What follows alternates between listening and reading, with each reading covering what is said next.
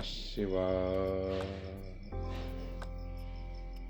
मातृशक्ति एवं बंधुओं, ज्ञान चर्चा के तीसरे भाग में आप सभी का हार्दिक स्वागत है।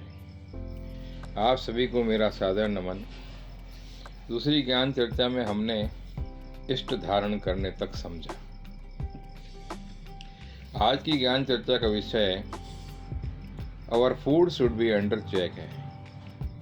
अंडर चेक वर्ड के विस्तार में नाश्ता, भोजन, खाना पीना और विभिन्न प्रकार के आहार जो हम ग्रहण कर रहे हैं वह सभी कुछ विशेष बातों पर ध्यान देते हुए होना चाहिए कि किसने बनाया है, कैसे बनाया है, क्या बनाया है, पौष्टिक है या नहीं, बैलेंस डाइट है या नहीं, सुपाच्य शुद्ध सात्विक है या नहीं इत्यादि। क्योंकि ये सभी बातें अपने स्वास्थ्य को मेंटेन करने के लिए आवश्यक है।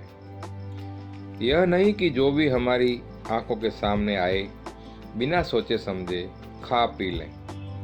विभिन्न चैनलों पर खाने पीने की चीज़ों के कई लुभावने विज्ञापन आते रहते हैं। उन्हें देखकर उनसे प्रभावित होकर अक्सर हमारी लालसा बढ़ जाती है। यह स्वास्थ्य के लिए हितकर नहीं है।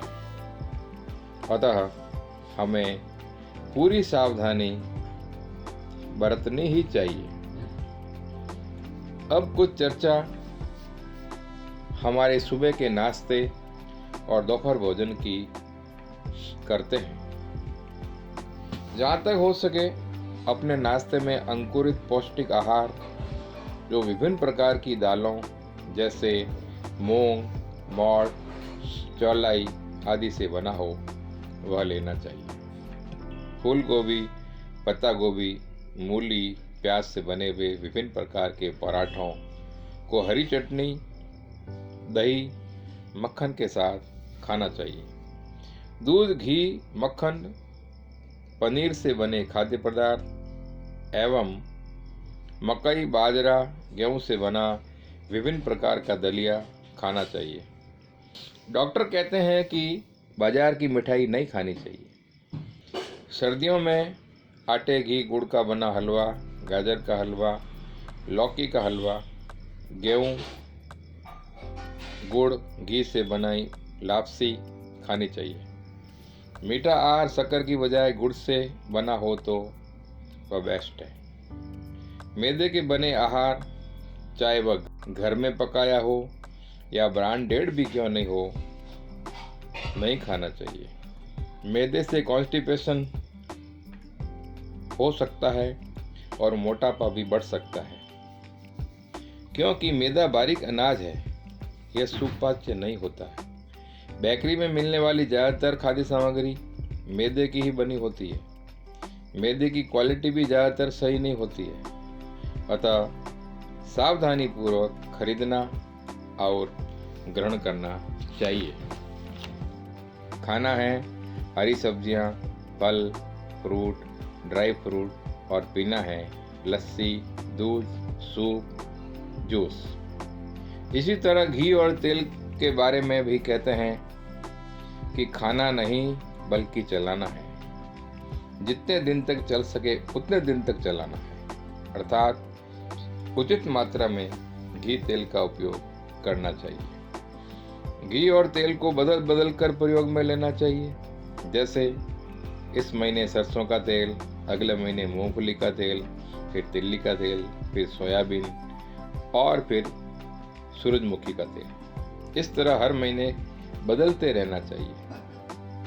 इससे कोलेस्ट्रॉल का खतरा कम हो जाता है। घी भी कभी गाय का, कभी भैंस का, कभी बकरी का और ब्रांड भी बदल बदल कर प्रयोग करना चाहिए। दोपहर के भोजन में छिलके वाली दाल और चावल एवं मोटे अनाज की रोटी और हरी सब्जियां खानी चाहिए।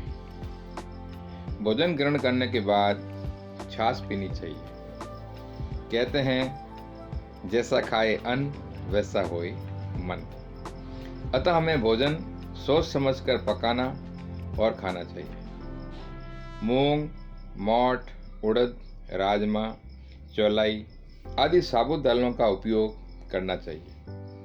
2 पीस छिलके वाली दालें भी अच्छी है, परंतु साबुत दालों की पौष्टिकता बहुत अधिक होती है। इसलिए दाल पकाने के लिए साबुत दालों को 8, 10, 12 घंटे पहले पानी में भिगोकर रखकर उपयोग में लेना चाहिए। इस तरह की दाल बहुत पौष्टिक, स्वादिष्ट और सुपाच्य होती है। कथन है कि दाल रोटी खाओ, प्रभु के गुण गाओ। ऐसी दाल से मनुष्य कभी ऊबता नहीं है।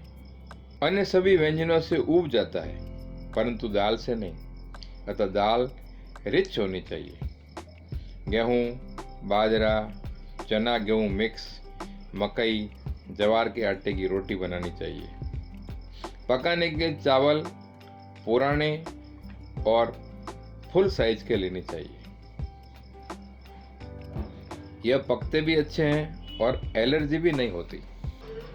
दोपहर भोजन में घी और तेल का प्रयोग उचित मात्रा में करना चाहिए। बिल्कुल रूखा भोजन कॉन्स्टिपेशन करता है। मोटापे के डर से घी तेल को छोड़ने की बजाय आराम को छोड़ना चाहिए। अतः हमें थोड़ा श्रम, मेहनत, व्यायाम करना चाहिए। कहते हैं कि घी खाओ तो घूमो फिरो, दूध पियो तो दौड़ो भागो। बैठना बीमारी को बुलाना है। इसलिए घूमना फिरना, दौड़ना भागना और परिश्रम जरूर करना चाहिए। भोजन अच्छी भूख लगने पर ही ग्रहण करना चाहिए। मल मूत्र का त्याग करने के पश्चात करना चाहिए। शांत और प्रसन्न चित्त होकर करना चाहिए। भोजन करते समय बातें करना, टेलीविजन देखना, मोबाइल और फोन पर बात करना आदि से बचना चाहिए। भोजन बैठकर ही करना चाहिए। भोजन खड़े खड़े नहीं करना चाहिए। एक और खास बात कि भोजन चबा चबा कर करना चाहिए। भोजन चबाना भी एक कला है। ज्यादातर हम भोजन में रोटी ठीक से नहीं चबा पाते, क्योंकि हम रोटी के ग्रास के साथ में सब्जी भी साथ लेकर चबाते हैं। इससे रोटी पूरी बिना चबे ही सब्जी के साथ अंदर निकल जाते हैं। अतः हमें रोटी के ग्रास को अलग से चबाना चाहिए, फिर सब्जी का ग्रास लेना चाहिए। कुछ लोग रस वाली सब्जी में पहले से ही रोटी हाथ से चूर कर लेते हैं, फिर खाते हैं। यह बहुत अच्छा है। अतः भोजन अच्छी तरह से चबा कर खाना चाहिए, वरना अपच हो सकती है। शेष आगे की ज्ञान चर्चा में। जय भोलेनाथ। भगवान गुरुदेव की कृपा एवं शास्त्रोक्त पुस्तकों की प्रेरणा से ही आज यह ज्ञान चर्चा कर सका हूँ। मुझे विश्वास है कि आप इससे अवश्य लाभान्वित होंगे। कृपया इस चर्चा को अपने साथियों को भी भेजें ताकि वे भी इसका लाभ प्राप्त कर सकें। धन्यवाद। भगवान करे आप सभी आनंद से रहें। ऐसी शुभकामनाओं के साथ आपका मित्र दौलत राम। हमारी विभिन्न ज्ञान चर्चा के भागों का लाभ नियमित रूप से प्राप्त करने के लिए कृपया लाल सब्सक्राइब बटन अवश्य दबाइए